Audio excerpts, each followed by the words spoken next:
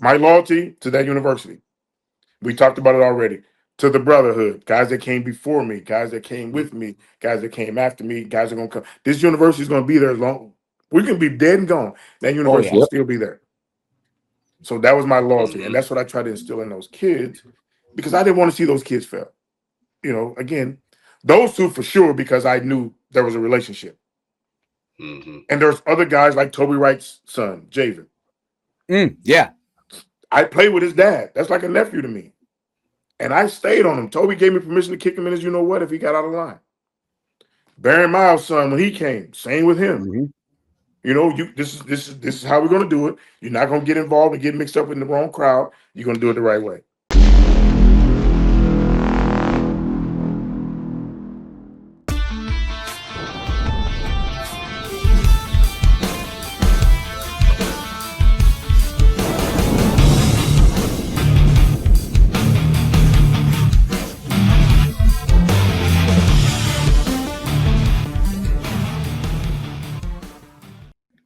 What's going on, everybody? Fall in, add attention. You are locked into another episode of the Husker Army Podcast, brought to you by the great folks right over here at Hurrdat Sports Network and Hurrdat One. And also, if you get the chance, hop onto Facebook, become a member of the Husker Army Facebook fan page. Almost like 40-some thousand members in there. So be sure to get yourself in there. It's a great place, great people, awesome interactions. And if you're watching us on YouTube, please make sure to like and subscribe, leave a comment, hit the bell notification icon. Really helps us out a lot. Really growing on there, almost 340 subs. And look, that may not sound like a lot to a lot of people, but to us, that is. So we'll take anything we can get. And then, obviously, got to let you know of the new merch link. You see the merch right there. That's going to be at shop.hurrdatsports.com. It's not hurrdatsports.com anymore. You put the shop dot before hurrdatsports.com now. You see it there, the shirts, the beanies, the trucker, the dad hats, stainless steel tumblers, and the coffee mugs. Hats, shirts, beanies all come in different colors and some different designs for the shirts as well. So you get a chance, shop.hurrdatsports.com. You won't regret it. All right, so we'll get right into today. I'm your host, Bryan Knutzen. With us, as always, former Husker wide receiver and multi-time national champ, Mr. Kenny Cheatham, our recruiting guru, Mr. Matt Sass, a.k.a. Herbie Husker, and our guest today, everybody. Man, KC hooked it up this week again, didn't he, folks? We got former Husker black shirt right here, Mr. Kenny Wilhite. Kenny, I got to show it to you, man. You're now finally enlisted into the Husker Army. You just got to be. And the old picture, man, I can't thank you for the old pic, dude. I was like, oh, man. Had that fresh fade with them waves going, Chief. Hey, I saw it. I was about to say something. The high fade with the tape. Hey, guess what, though? That hairline was a lot closer to the front. Bro, that's that Steve Harper. Coaching gives you grades and puts your hairline back. So I cut it off to be bald.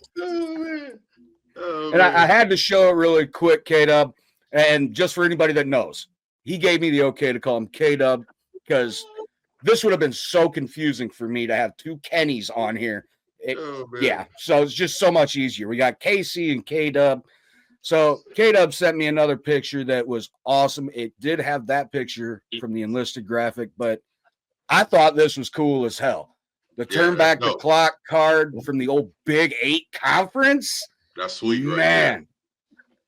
Seeing the old Big 8 conference logo, man, you know how many memories that brought back to me? I mean, that's my days. That's my days right there. That was football, brother. That was football. Yeah. So, Kenny, K-Dub, thank you so much for joining us, my man. How you been doing? I've been doing great, man. I cannot complain. The Lord has basically been on my side for the last 2 or 3 years, so I'm blessed. Man, we're blessed to have you on. When Kenny said, well, after Vernon had brought you up in a story of his there, KC was like, I think we can get him on. And Vernon knew you were going to have to come on, and he gave you your props, man. Gave you your props. Man, that's my guy, man, since we were about 7, 8 years old, bro. That's been my guy, man. Vernon was a great guest to have on, talking about the team prayer and everything. But, I mean, that was last episode. K-Dub, this is you. So, I mean, let's get to talking about it. You played under Coach Osborne and Coach McBride. You played in pretty much part of the heydays of Nebraska football. I mean, how did that prepare you for things you were going to approach in life and take it head on? You know, everyone has a story. Like Vernon said, everybody has a story. I love listening to you guys talk to Vernon, how he shared how, the Husker prayer came about. But, being an inner city kid from St. Louis and you get an opportunity to play at the University of Nebraska, you're undersized. They say you're never going to make it. You're faced with a lot of adversity. Where I was raised, or how I was raised is you fight, you fight, and you fight. And then make sure you give all the glory to God, because if it wasn't for Him, you're not forced to be on this earth. So, with that being said, my rock and my inspiration was my grandmother. She had 11 kids, and we all lived with her. So it was 26 of us in one house. Whoa! Yes, 26 of us in one house. So when you grew up in a house like that, you have a close knit family. There's a lot of fights. There's a lot of My uncle told us, "You're not backing down from a fight, regardless of who it was." He pulled us out of the house to go fight somebody. So I got shot the summer before reporting to Nebraska, back home in St. Louis, in a fight. Coach Osborne, we called Coach Osborne and asked him if I could come early. Went to a junior college, first 2 years, played quarterback, All-American quarterback, come here as an athlete. Wow. I get here, Coach Brown and Coach Osborne meet me at the apartment I was staying at. It was with Mike Grant and John Bostic, two great players here, two good people too. So, and my mom said, "Tell him." And I said, "Coach, I got shot yesterday." This man looked at me and said, "With a needle?" And I said, "Nah, Coach, nah." So I raised my arm up and I showed him the bandage, and I said, "The bullet's still in my arm, it's laying next to my bone." They said they were going to leave it in. If they cut it out, it would damage all my muscle tissue. So I had to redshirt the first year here. We're Colorado week. We're playing. I'm on the scout team, and I'm Darian Hagan as an option quarterback in high school, and in junior college, I'm playing Darian Hagan, and I'm basically destroying the black shirt defense that had that 90 defense had 9 guys drafted from their defense, and I'm basically destroying them. And Kenny Walker was a D lineman. He was deaf, and so Coach McBride stopped practice and he cussed him out so bad. He went down to the other side of the field, said, "Tom, your starting quarterback is down here kicking our butt. We haven't touched that little you-know-what." So we line up the very next play, and Kenny Walker, we're running the option. Kenny Walker hit me so hard. And I tell you, and I'm laying up, and I look up at him, and the only thing I said was the D word. "Coach cussed you guys out that bad. You taking it out on me." And he grabbed me by like this. I was a $175. He grabbed me like this and lifted me up the ground and said, "Get back in the huddle." So from that point on, I said, "It's on. We finna bump and grind. We finna get it on." Because my like I said, where I grew up, you don't back down from nobody. Right. So I said, "It's on the rest of the week." And so after that season, that year, Coach Osborne called me in. We tested out before we went to the bowl game. He said, "Hey, what do you think about moving the defensive back?" And I said, "Coach, I don't care where I go. Wherever you need me, I'll go." I said, I'm going to do whatever I can to help the team. And I asked him why. And I said, he said, because next year we're only going to have 2 guys back that has playing time. That was Curtis Cotton and Tyrone Leggett. And he said, "I think you can battle it out to start, or at least get playing time next year." I said, "Coach, whatever you need me to do." So we go down to the bowl game. We start our practice preparation for the bowl game, and it was against Georgia Tech. Well, they threw me right in practice on the defensive side of the ball, and I'm like, "What the heck?" But again, I'm not backing down. I hadn't backpedaled since high school. I didn't know most of the coverages, so I'm just out there playing football. That's just me. Go to spring ball, then go through spring ball, and then fall camp, and it was Tyrone Leggett, Curtis Cotton, Steve Carmer, Tyrone Bird was the starting 4. Then you had myself, John Reese, Lorenzo Brinkley, Vernon Powell, and There was one other guy. I don't want to be. Troy Dumas came in as a freshman. But going into the season, we had a meeting and basically said, you're going to be the third guy in. If a team starts in 10 personnel, you're going to go out on the field. But in the dime package, you're the guy in. Every second series, you'll go in on one side, and the third series, you go on the other side. And who's ever in the rhythm, you'll get to play. So to abbreviate the story is, I got an interception the first 3 games. And after that third interception is when I got my black shirt. They brought it out. They brought it out to the field, and that was, again, as a guy coming from inner city St. Louis, you hear about the black shirts, and you on offense. I've been an offensive player all my life. I played defense, but I was mainly a quarterback. But to earn that black shirt and the respect of my peers and the coaches was so gratifying. But with that being said, it came with a price. You had to represent as a black shirt on and off the field. On and off the field. So through my junior year, that was my junior year, redshirt junior year. We go to KU. I get 2 interceptions that game. I tear my ACL. 8th game of the season. But before that game, somebody pulled me to the side and said the pro scouts are asking who you are. So again, growing up in St. Louis, that was my ultimate goal, was to play in the NFL. That was it. So I tore my ACL. I have surgery in November, and right before the bowl game, we were going to go play Miami in 91-92 Orange Bowl. I got frustrated. I let it get to me. Like I said, I've been shot before I came up to Nebraska. That knee hurt worse than being shot. So, I mean, Doak Ostergaard, Kenny, you know Doak, one of the best trainers ever. I cussed him out so bad, and I left the stadium. By the time I got home, my grandmother had called me. Like I said, she was my inspiration. She was my rock. She cussed me out so bad, and she said, if you don't get back up there and apologize. And I just told her, I said, Grandma, I don't know I can do it. She said, well, I'm not worried about football. She said, you're not coming here without a college degree.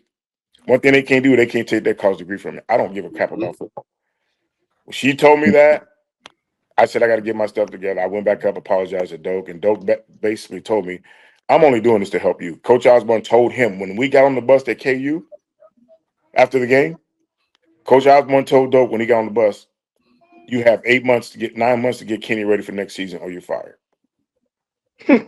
That's what Coach Osborne told Doak. So damn. So I love that guy to death. I mean, if it wasn't for Doak, I wouldn't be where I am today. And then my teammates, of course, Ernie Beeler, Vernon Powell, Lorenzo Brinkley, Jerry Irons.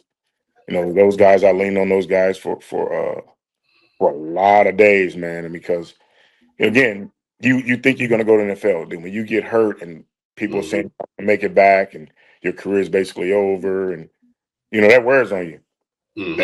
That wears on you. But when my grandmother told me that, I said, I'm going to buckle down in school.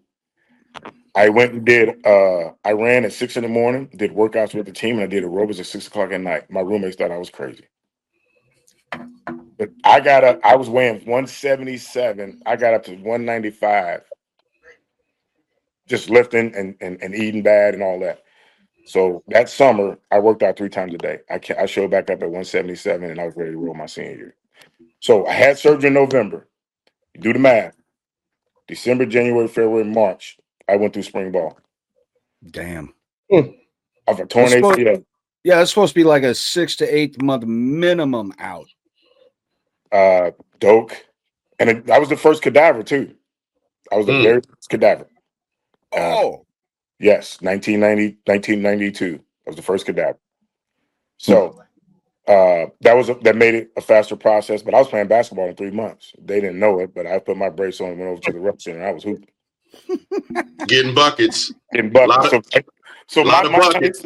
Yeah, my main thing was if I could go out on that basketball court and cut and plant and separate, I'm going to be fine. So that's why I use basketball as a tool mentally, because mentally, this first thing is your mental. Yep. So I had to work on my mental, and once I got my mental right, I was off and running. So I went through spring ball in senior year, led the team in interceptions again with 3 my senior year, but if we got up, they were pulling me out. They said, we want to make sure you ready to go for the big game. So, yeah. Again, Coach Osborne saved my life. Coach Osborne, Coach Bryan, and Coach McBride. Period, point blank. I owe those guys dearly. And I can call those guys and they'll call me right back. And if I need anything, they'll do anything for me. So, damn. Yeah, hey, just to touch on something real quick.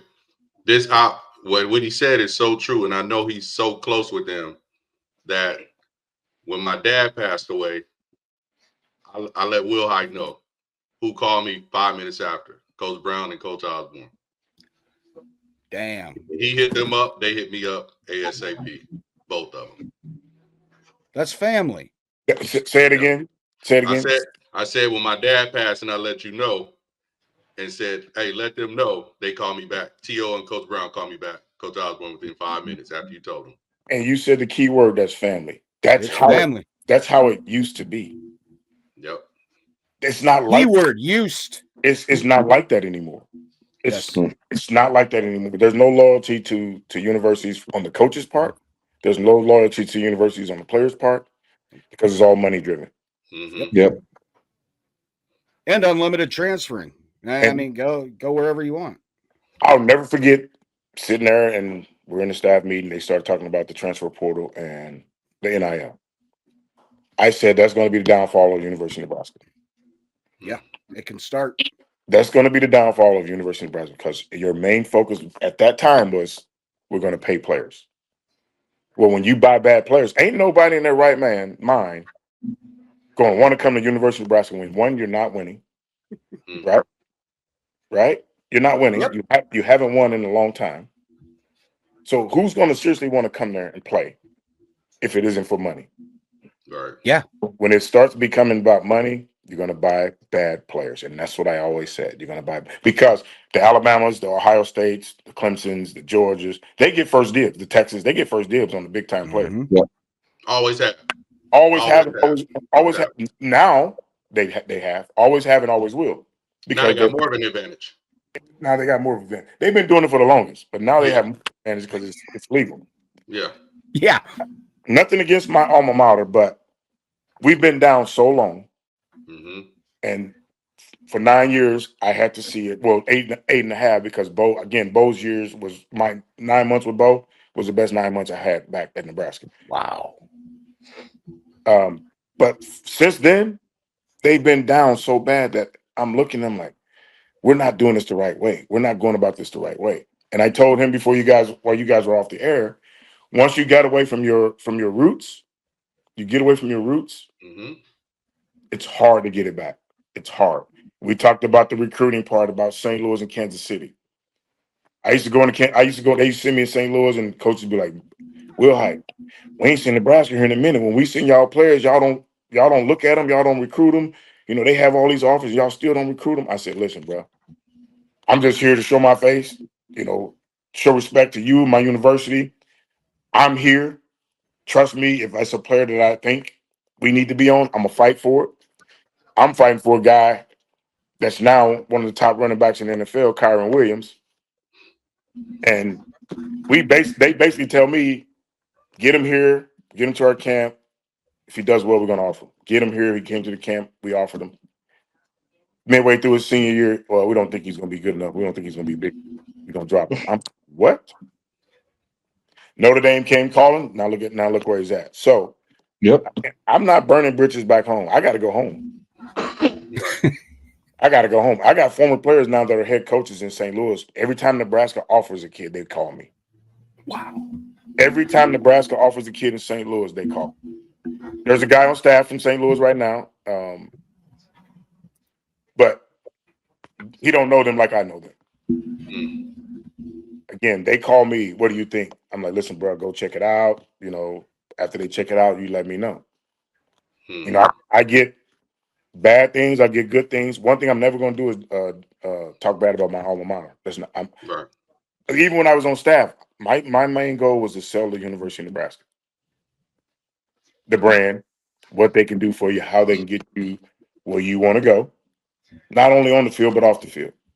Academically, life skill wise, there's no school in the university that compared to University of Nebraska. So that was my selling point. And then I sold myself and what I would do for them, make sure they stay out of trouble, make sure, I'm like a father figure while they're away from home. So again, when you get away from your roots, it's hard to get back. Yeah. Now with the landscape of 105, you're in trouble. Yep. You're in trouble. Yeah. I mean, it scraps your walk-on program. And Nebraska's had one of the most storied in collegiate history. So kiss that history goodbye. I mean, all right. Not to, ask anything of the old days, but on a little more positive note, K-Dub, I had to ask you what it was like to be involved in probably what I think is the greatest Husker game I ever got to witness. And that was the 92 Halloween game in Lincoln against Colorado, because I wore out that VHS tape. My dad recorded every game that was ever televised on VHS. I broke that VHS. I watched it so much growing up. What was that? What you can recall? Because granted, I mean, we're looking at quite a long time ago for all of us here. That's 33 years, bro. It's a minute. What was that night like in Lincoln on Halloween? Man, listen, I just got goosebumps. My hair just stood up on my arms. Just first and foremost, thinking about how loud the crowd was. Mm-hmm. Thinking about how my dad loud and my brother were there. how loud the crowd was. That's first and foremost. But our pregame speeches, Charlie McBride, and our pregame speeches, and for that game, again, everybody wanted Colorado to be a rivalry with us. Yeah. They were never a rivalry. Oklahoma was our rival. Yep. Rest in peace. But their coach wanted to make it a rivalry. Mm-hmm. He did all he could to make it a rivalry. But that week, the KU week, we were like, we're not losing to these guys. We're not losing to these guys. And when we started that game off, you had Travis Hill, Trev Alvarez, and Don Perella. Yep. They made my life easy. But watching, I've never seen two quarterbacks for that matter, come up to the line of scrimmage and their eyes are wide open like they've been hitting that or eating Booger sugar. Eating spicy chicken all day. Bro, you saw the fear in their eyes. And when you smell blood, what do sharks do? Attack. Yeah. When they saw them boys' eyes, man, that D-line pinned their ears back and they were coming, bro. And I'm like, holy smokes. The best atmosphere I've ever been involved in. That one was the best. Yeah, I've got to say, it growing up, even the 94 national title game, I still enjoyed watching that 92 game a little bit more because if I'm not mistaken, Ty Detmer's very first pass was picked off, returned to like the 15. Travis Hill. And it was a snowball effect. I don't think Colorado even passed the 50-yard line in the first half. Dude, it was bad. It was bad. It was fun to be a part of. It's always going to be a memory of mine. Again, first and foremost, because of our crowd. Our crowd was so pumped up and ready to go in that weather, in them inclements, and bad weather. We fed off of it. Then it's Colorado, and they talk so crazy. They talk crazy. Colorado that would like to talk crazy to you. They talk out the side of their necks, as we used to say. But we wanted to make sure we made a statement that night, and we did. Okay, good. I had to ask because, it was one of those things I finally get to talk to somebody that's part of that game. And I was like, oh, goody. I can't wait to talk about that for a moment. All right. Now, going back to what you did say, K-Dub, about, your time in St. Louis, you knew about the black shirts. You knew about the Huskers. Now, this is something I wanted to bring up because that's not quite the case in this day and age. We had Dawson Merritt on with us not long ago, the young man that flipped from Bama to the Nebraska from, I believe, the KC area. KC. And asking him about what he knew about tradition here. He knew nothing. He knew nothing of the black shirts. He knew nothing of the past history of this program. So you, like you said, going into recruits' houses, young men's houses, you would bring that up. You would bring up the tradition, the history, what is being lost on this day and age, and then ultimately, what are the effects of carrying on the tradition? W's. What he said. W's. What he said. Again, Pretty simple. I hate to say it, but even kids, like you said, from Kansas City. Kansas City is 2.5 hours from Lincoln, Nebraska. Yeah. You have a kid 2.5 hours from Lincoln, Nebraska that don't know the tradition and the history of the university. That's a problem. That's a problem that's going to be hard to overcome. Mm-hmm. Because when I got here, when I came back in 2014, my main goal was to make sure every kid on that roster knew former players who walked through that door. If they showed up at practice, I made sure to introduce them to I'd be like, yo, you know who that is? They'd be like, no, who is that? I'm like, well, that guy played your position. That guy's up on the wall in that room that you go in every day. They had no clue. Mm-hmm. They had no clue. So again, you have guys on your roster that don't know the history or the tradition of University of Nebraska. That's a problem. Yep. That's the problem. Yep. So my main focus, if Richard Glover or Johnny Rogers or Mike Rozier, or not even those big name guys, but any guys I played with, guys before me, guys after me, came back, I made sure our players knew who that person was. When I was here, you had Randy Gregory, you had Amir Abdul, you had Kenny Bell. Mm-hmm. They made a point to go talk to the alumni, the former guys before them. They sat me down, and Coach Brown told them the story about how he recruited me from St. Louis, how he asked the cab driver to wait for him. The cab driver said, I'm not sitting in this neighborhood waiting for you. You call me when you get done. And then Coach Brown would tell them other stories, and they would come to me. They're like, man, Coach Brown said this, Coach Brown said that. Why didn't you tell us? I said, well, that's not me. I don't want to brag on myself. If Coach Brown told you and you come to me, we can talk about it. Mm-hmm. My main goal is to make sure you guys are straight. Right. Is to make sure you guys are doing the right things on and off the field, because this place will take care of you if you do it right. Right? Not only the University of Nebraska, but people outside the University of Nebraska. Yep. Make sure you're taken care of. So let's do it the right way. Let's do it the Nebraska way. Mm-hmm. Bo left. We got away from that. That's why, again, when coaches call me from St. Louis, say Nebraska hasn't been here in about 20, 30 years, and they ask for background information, I'm not going to burn a university. Right. But I'm not going to lie to them either. But what I do is I tell them, draw your own conclusion. Like, right. We had a former player that played for us at New Mexico State, Coach Bush. Coach, I GA'd down there with Tony Samuel. Coach Bush was DB coach, and I GA'd with him. We had one of our former players who has a son, right? His son, he's originally from Omaha, but his son is from Kansas. Okay? He called me. He said, what do you think? I said, bro, bring him up.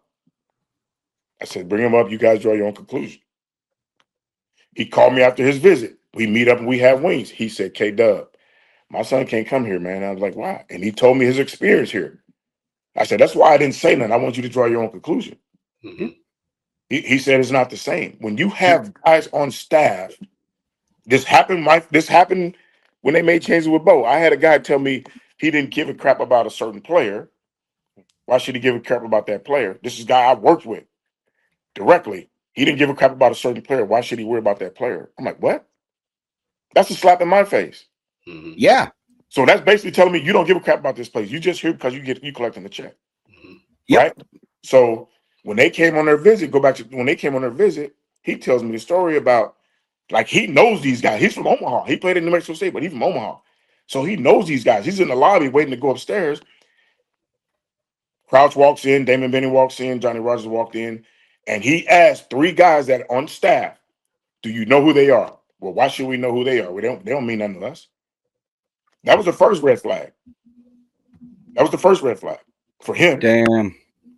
Right? Yeah. Why should we know who they are? They don't mean nothing to us. Right? And like I said, Crouch, Damon Benning, Johnny Rogers, and another guy walked in. And that guy and 3 guys that was on the staff told him that. They go upstairs and they sit down. They talking to people. They didn't get to visit with 2 crucial people. 2 crucial people walked by them and acted like they didn't exist. And I'm like, what? He was like, yeah. I said, well, listen, bro, I'm sorry that happened that way. I reached out to a certain person. He reached out to a certain person. They got him back up here. He said he was done. That first experience killed him. First impression. That first experience killed him. Now his son is at Oklahoma right now balling. So going back to the tradition and the Nebraska way, knowing that university, when you hire guys that don't genuinely care about the place, don't care about the tradition, don't want to know about the tradition, that's what's going to happen. Yep. Yeah. I think that's what's happened. Yeah. Do you know how many former Nebraska players? There's a lot of stuff I never, ever talk about because people might say he's talking about himself. No, I'm not. Do you know how many former Nebraska players, if I told you how many came up to me when I was in high school telling me to go there, it would blow your mind. I would say at least 30 or 40 that live in Arizona, that came to my track meets, that came to my football games, that came to my basketball games. Damn. And was like, hey, man, we need you up here. But that's the love for the school. So as Kenny said, I'm going to let you see for yourself. And then when you had that bad taste, because for us, my group, if any of them came back, what's up, bro? What's up, big bro? How you doing? All the players before us, we were going to acknowledge them. Hey, who is that? He was a dog. No matter what side of the ball, from offensive line to the scout team, dude. What's up, bro? How you doing? All right, respect, man. Y'all did this for us. That's what we had. That's how we took it. That was lost once Coach Solich was fired. Yep. But we showed respect to them. We would sit, and then Kenny knows old school. They would come back, work out in the weight room with us. Yep. Hey, that's so. What's up, big dog? How you doing, bro? Hey, y'all boys out here doing it. Yeah, man, but y'all did this for us. Y'all set it up. We acknowledge them. And like he said, did not know who. Let's just go.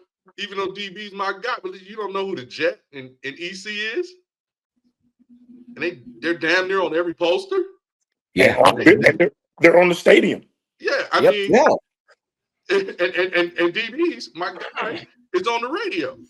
Yeah, I mean, how do you the transition? Doesn't Johnny have a street named after him too in Lincoln? Man. Probably. I mean, it's just so mind-boggling. But these are the things, like I said, a lot of us former players know that we never say anything about.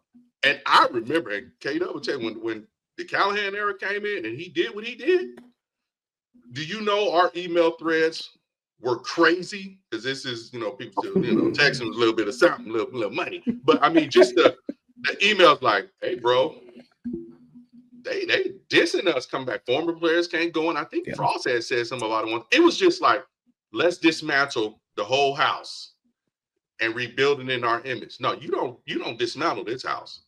You add to this house. Yeah. And you embrace what was here before you bought this house. Because you're not buying a refurbished house to flip. You're buying a mansion that you're adding on to. So for us to see that was amazing. It hits me because I don't know if K-Dub probably got it. Did you get that email the moment they fired Callahan that Coach Osborne sent out before the announcement? Nuh-uh. Man, look, he was like, hey, all that is done. It was pretty much saying, boom, boom, boom, all that, the players not being able to do, boom, boom, boom, boom, boom, all that, and the former player and all that tradition is over with. Ooh. It was kind of scathing. Like, we're not tolerating this. Because it was a disconnect. It was a real disconnect. So when you break down that tradition and that respect for our university and the players that come before you and what they built and what the coaches had done, we have what we have. And this goes back to Klesser. This goes back to Renzo. This goes back to Bernie. This goes back to everyone saying Nebraska's not Nebraska because they're not seeing it. And if you go against your old recruiting base, which was Missouri, Texas, Oklahoma, and you start doing all this other stuff, you're disconnecting a lot of kids. And that's what I told you. That program. Once you get away from that 500-mile radius and you're not within that 500-mile radius on a regular basis. Mm-hmm. There's the disconnect. There's the lack of knowledge of the tradition. Mm-hmm. Be a lack of knowledge of the tradition. Now we got a kid out of St. Louis this year. We got a kid out of Kansas City this year. It's on the regime now to use that to their advantage. Yep. It's on the regime now because you got one. Hopefully you can get two more.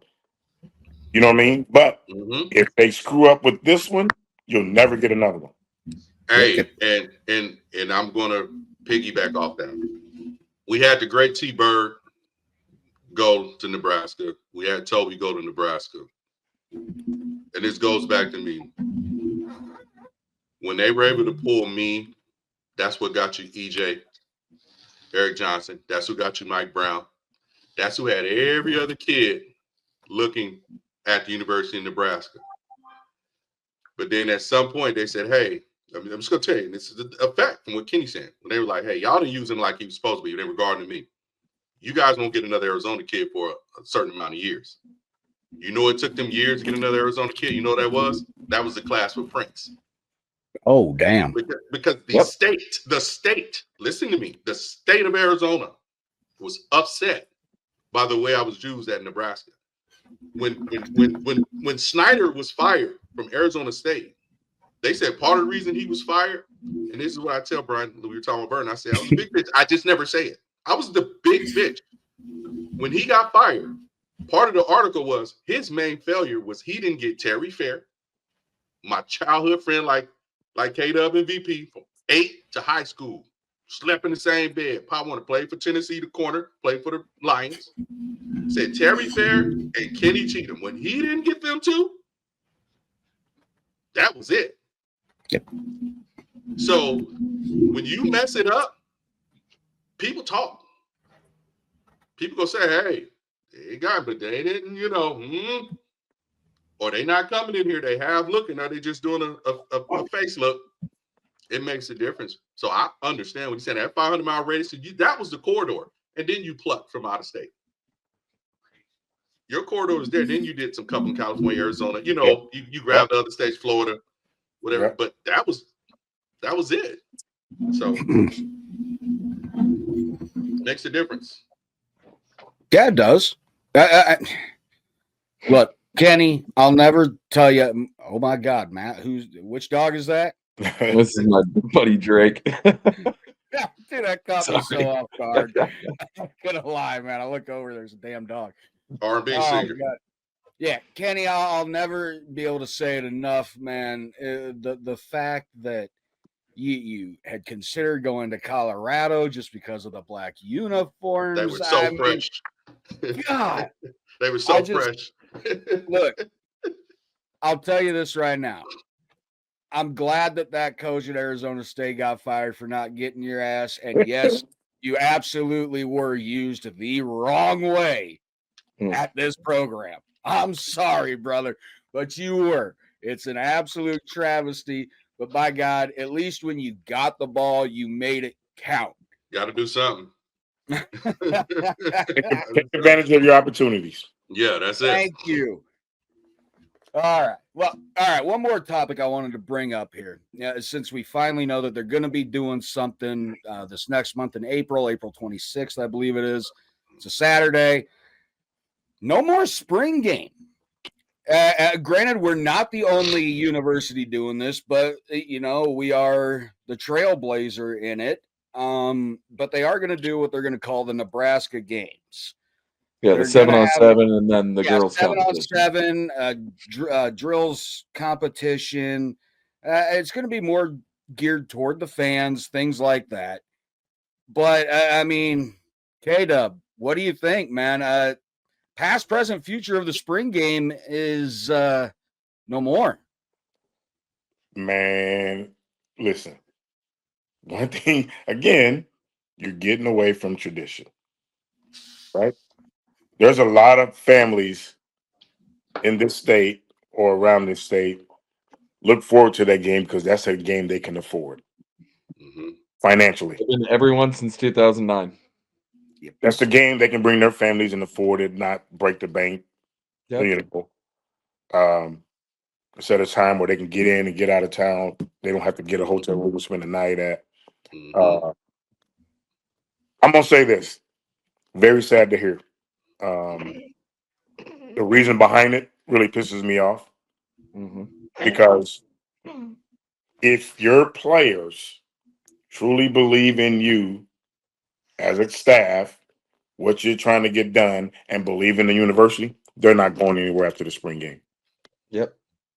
They're not going anywhere after the spring game. So, for people to be worried about getting plucked, again, that's an excuse.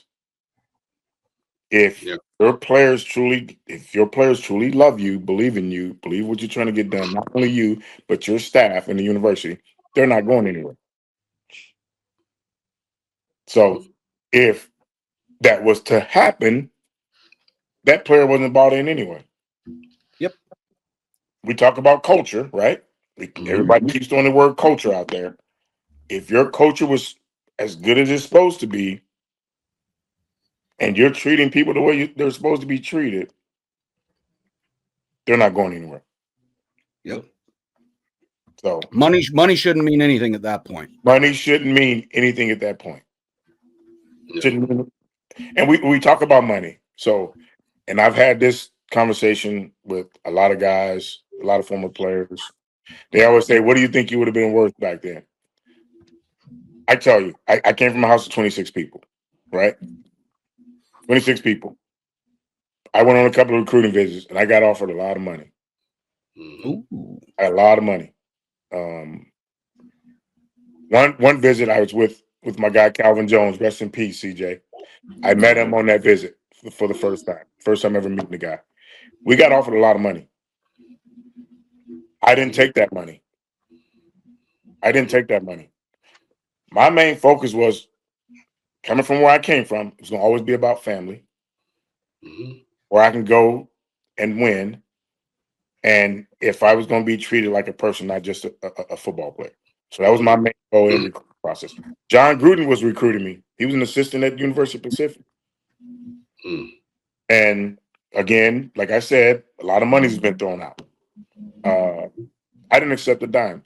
So going back to the NIL, my decision wouldn't have been based on money. And you had guys telling me, "Man, you so full of this." I said, no, listen, Barry, listen. You can't buy me. You can't buy me. And here's the reason why I went to Vegas. I committed to the University of Nebraska. Vegas came calling. I called Coach Osborne and said, "Hey, Coach, I'm on taking a visit to UNLV." He said, "It's the only person I let call me Ken." He said, "Well, Ken, I thought you were committed." I said, "Coach, I'm a man of my word, but here's where I'm at with this. You've seen my neighborhood, you've seen my house, you've seen the holes in the walls and everything, right? I'm poor. I don't know if I'm ever going to see Vegas ever in my life. There ain't no guarantee me seeing Vegas. So I'm going to take this free trip. I'm going to go see what Vegas is about. I'll call you when I leave the visit." I go to Vegas. That's when Vegas had the running Rebels. Larry Johnson, Greg Anthony, Stacey Augman. Greatest basketball team ever. Greatest basketball team ever. Them guys was there. And I go to a party with them. I mean, you see Mercedes, you see Lexus, you see BMW. I'm like, dang, right? I go to the party. I'm like, "Yo, bro, what?" And they basically tell me, "That person you saw today, that's who." I'm like, "Nah, this ain't what I want to be involved with." Right? So it's an uncomfortable feeling. I called Coach Osborne. I said, "Coach, I'm home now. I'm still committed to the University of Nebraska." Just like that. Because again, growing up, you was taught to be a man of your word. It wasn't on paper, but it was a verbal commitment. Growing up, you were taught to be a man of your word. So this NIL stuff and worried about getting paid, and that's lack of loyalty. On the player side. And again, you got kids that come from my background too that's on the roster now that's getting paid. Right? They're getting NIL. But most of these kids, one, are getting bad advice from people where it's all about money. Right now, the get rich quick scheme. They're not being educated on how to put that money away. They're spending money, they're doing this, they're doing that. So I don't get why, if you are confident in your ability as a staff and you're doing it the right way, why you be worried about getting plucked from that late in the process. Yeah. And that makes me wonder why bigger schools like, I believe Texas has canceled theirs. Ohio State did too. There we go. Ohio State did. I think Oregon might have. So that really makes me wonder, because these are schools that are competitors well before us right now, especially. And they have a bigger pool. They have a bigger pool to pull from. They have a bigger pool to choose from. And they're getting the elites. They're getting it. We're not getting those guys. No, so it makes me wonder why they would cancel their spring games as well, though. They shouldn't be worried to have their talent plucked away as well. Because another one of the probably reasons I believe that a lot of schools are canceling it too is because of the size of the roster limit. Yeah, that's 1 of 5. Now you really got to worry about injuries. Yes, the long term. So because a lot of people don't understand. I still hate it. Come from. That's where most of the injuries come from, in spring ball. And in we fall, saw last year we lost 2 players in what, 8 plays? Yeah. And they were both projected. I mean, Bly Hill, he was a projected starter. Who was the other one? Jeremiah Jeremiah Charles. Yeah, there we go. Shit, I knew. And he was the other one. And then he played in the bowl game and he played great. Yeah. So I mean, injuries, they happen. And it's hard to look at. Sometimes it sucks. Yeah. Look at Bly Hill. I mean, he came back and played at the end of the year, but where there's football, there's going to be injuries. Mm-hmm. Yeah, it's going to be. So again, like I said, I battled back from ACL. In 4 months, I went through spring ball. My mind frame was not worried about being hurt again. Laying down for a nap. He was going out there to play football. Mm-hmm. But if you're worried about losing players to injuries, if they're going to get hurt, they're going to get hurt. Let's look at Kyrie Irving. Yep. Mm-hmm. Kyrie Irving. That was brutal. Yep. But that's because he plays hard. Yep. And did you expect Kyrie Irving to get hurt? No. Nobody did. But it's going to happen. So in your mind, if you're worried about that, then you have problems. That's it. The minute you start as a player, and no matter what sport you do, well, maybe golf or something like that. The minute you start worrying about re-injuring yourself or getting injured, it's gonna happen. Yes. Mm-hmm. Because you cannot be out there and compete in any sort of sport with that in the back of your mind, because then you will manifest it to fruition. Yes, you will. Yep. You're not going 1,000%. No. And then that's when injuries going to happen anyway. Yes. Half-assed. Yep. I played football from the time I was in 3rd grade all the way through high school, and I will tell you exactly how many times I was injured and kept out of a game. 0. Because it never crossed my mind that it would happen. And I played quarterback with a shitty offensive line. I ran for my life a lot. They're going to come for you, bro. They're going to come for you. Dude, I'm telling you, at 5'6", you better do some running, because you ain't going to see a lot of people downfield. Nope. So I feel your pain, brother. I feel your pain. I was a quarterback at 5'7.5", so. Thank you, K-Dub. I appreciate it, man. Us small people got to unite, dude. I'll tell you what, if there was ever an actual hobbit living in this world, it's got to be me. I'm telling you that right now. I got the hair on the feet to prove it even. Fresh from the Shire. No, for me, it was hard to think about there not being a spring game. I as Matt said, he'd been to every single one of them. At least with your kids for God knows how long. I'd been going to them every single year since I think 93. So it's very hard to think that there won't be one. But on the other hand, if this new thing they're going to do, which, like I said, is going to be geared toward fans, things like that, that'll be awesome. And Kenny, if your happy ass does make it here that weekend and we could somehow be involved in that 7-on-7 thing, we're representing Husker Army, man. Cheat, don't do it. I ain't running no routes. Hey, you know I got sad about it, because everything you guys said. And believe it or not, and K-Dub will attest to this, that's the only time a lot of us come back. Yep. We used to look forward to seeing all the former players come back. Yep. Do you know what it's like for us to stand over there and be like, oh shit, that's Neil Smith. That's so-and-so. Yep. That's the Sandman. Yep. Yeah. That's so-and-so. Oh, that's so-and-so. Oh, we got to show out a little bit. You know, to see everybody come back and to see the Brotherhood. And what's up, young Cheat, so-and-so, so. I mean, you know, hey, that was a good feeling. But to now have a skills competition, okay. I mean, yeah, I'm not happy about it. But like I said, it goes back to like K-Dub says about the NIL and players open that to post players and all of that and commitment. Like Kenny experience. My parents were offered a house. My dad was taking shopping to go look at Benzes and BMWs. They had racks on top of racks that were offered to them. And for me as a kid, I felt uncomfortable. Dang. I was like, I feel like we gonna owe somebody and blah, blah, blah, blah, blah, blah. And I was like, nah. I mean, I literally had $250. Here it is, cash put in front of me. Boom. I'm like, nah, I'm good. I'm like, nah. Pop's like, nah, son, we don't want to be in debt to anybody. You get what I'm saying? So, yes. I mean, I understand it. I agree with it. But I think kids are putting that in front of them, and they got the bad business people in front of them, behind them, telling them, hey, you need to do this and do that. The street agents or the cousin who think you know more than the uncle for doing that because they're looking out for themselves, not yet better at the kid. And this is where you get a lot of them who take a deal and then they don't like it and then they end up going somewhere else. And they bounce around. Now they're less their opportunity because some of them don't get picked up, as we all know, by another school. So you just got to put your foot down, man, be about your business. I mean, like I said, when I wanted to leave, mine was homesickness and like, hey, I'm a wide receiver and we don't throw the ball. This shit is crazy.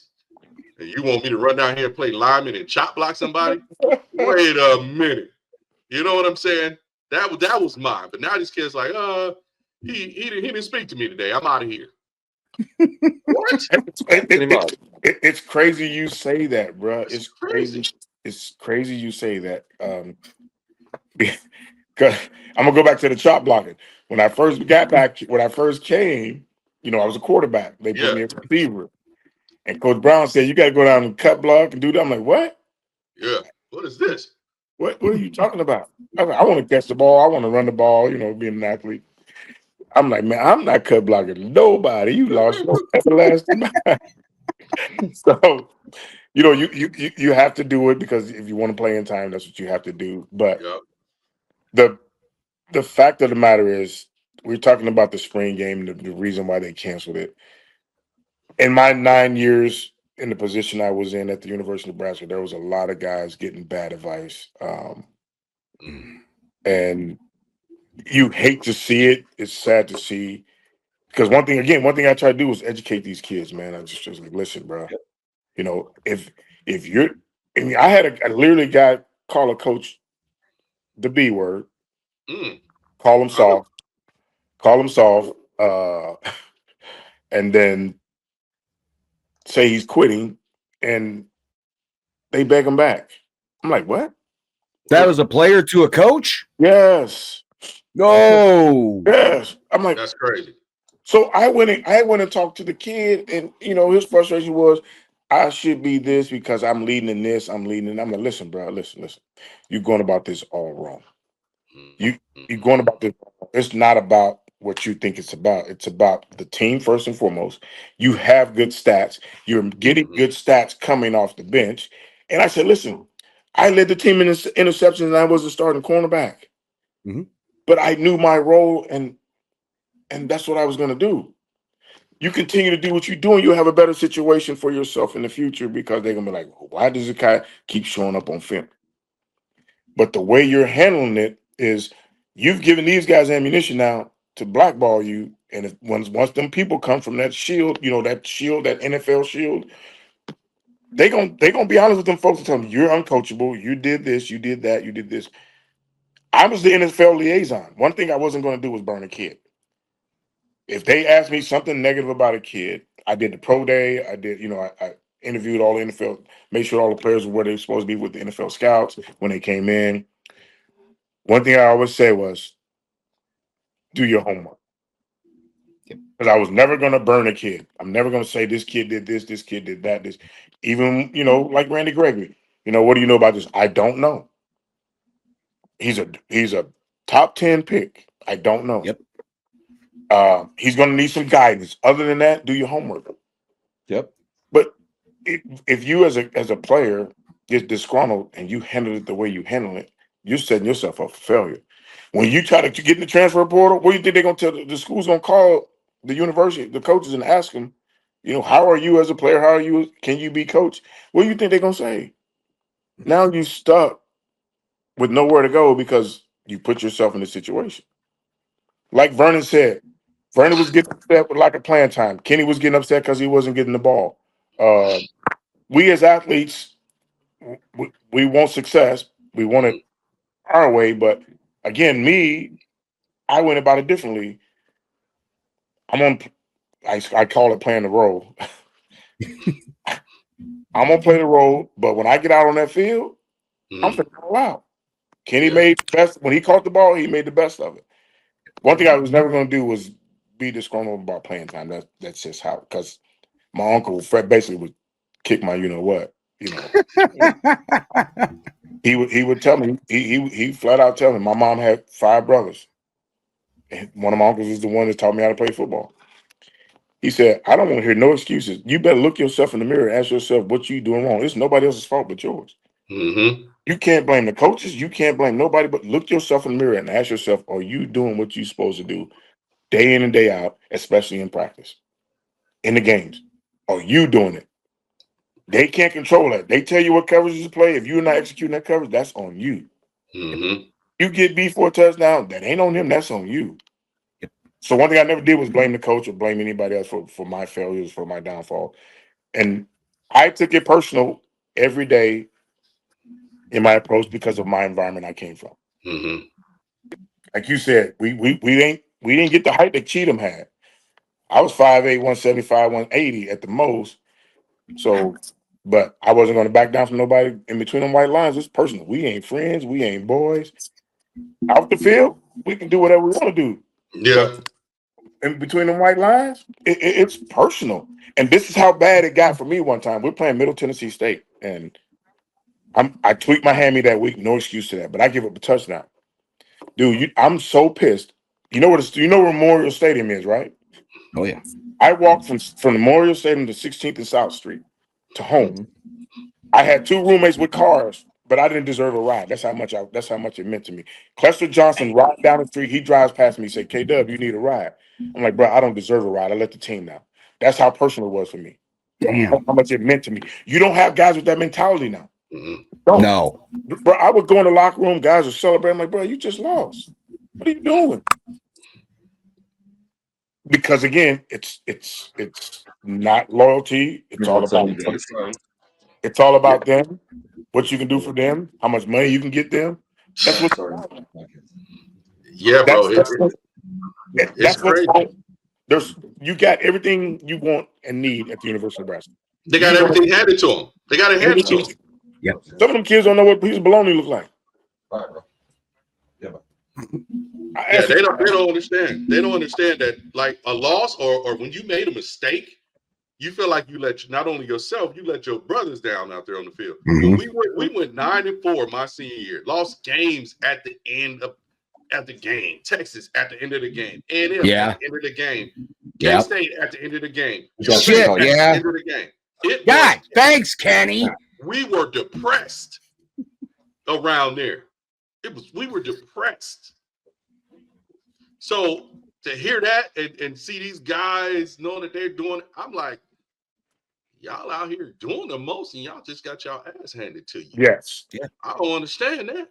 You posting on Instagram, you posting on Snapchat, you posting on Twitter that I'm like, how can you be out there like that when you just lost? Or even after a win, you celebrating a win that you should have blew a team out, you barely beat them, and you out there posting stuff. I'm like, who does that?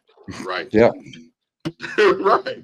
Right. This day and age of player, that's who, K-Dub. That's who. Hey, I'm gonna tell you one Just story. heard about the TikTok crap.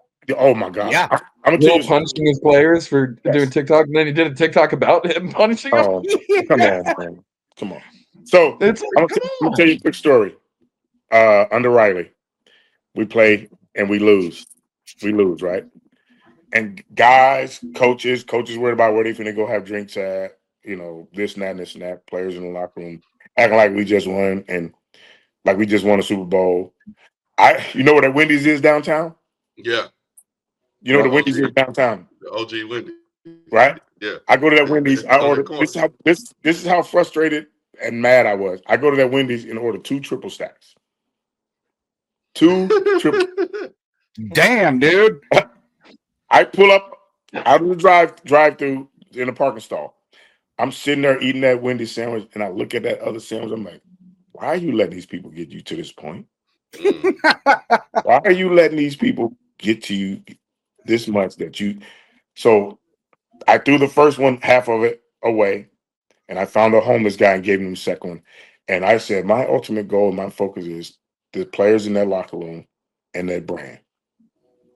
I can't let the people that's in control dictate how I respond. So from that point on, I went and met with somebody, and that person said, just hang in there. Everybody know how hard you're working. Things will get better. Things are going to change here soon. And that's when, of course, Riley was let go and all that stuff happened. But yeah, bro, I was so hurt, so mad, so frustrated. I'm like, these guys don't give 2 craps about this place. And it's hard to see. It is hard to do. Yep. That's and you were in there. So yeah. I can't imagine. It's hard for us to see it from the outside. So thank you. I text K-Dub, hey man, he'd be like, bruh. I'd be like, what? He'd be like,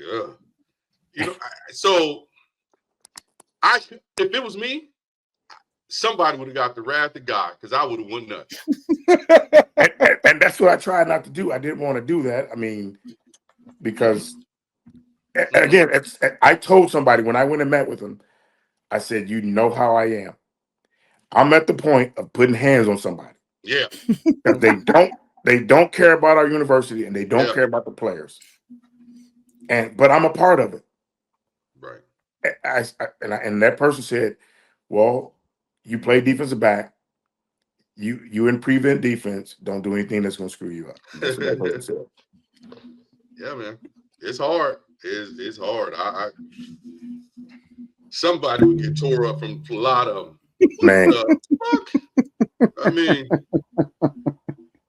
that's why it's so hard. That's why Bryan and people always hear me say, when I go back, and for me, when I go back, let me tell you something. This is a true story. I think some girl even wrote something about it years ago. Let me tell you, when I went back and saw that stadium, do you know I physically cried? I started crying. Do you know I started crying? Like, they have this, and this is the result? Yep.